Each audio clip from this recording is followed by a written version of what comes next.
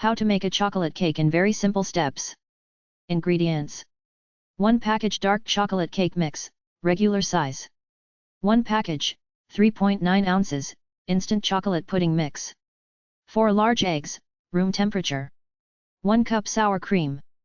3/4 cup canola oil. 3/4 cup brewed coffee. 1/2 cup sugar. 6 tablespoons unsalted butter. 4 ounces semisweet chocolate, chopped. 2 ounces unsweetened chocolate, chopped. Steps. 1. In a large bowl, combine the first 7 ingredients, beat on low speed for 30 seconds. Beat on medium for 2 minutes. 2. Pour into a well-greased 10 fluted tube pan.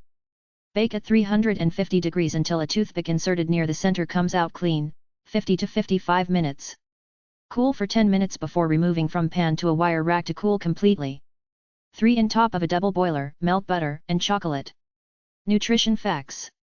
1 slice, 541 calories, 32 gram fat, 12 gram saturated fat, 82 milligrams cholesterol, 459 milligrams sodium, 61 gram carbohydrate, 36 gm sugars, 3 gram fiber, 6 gram protein.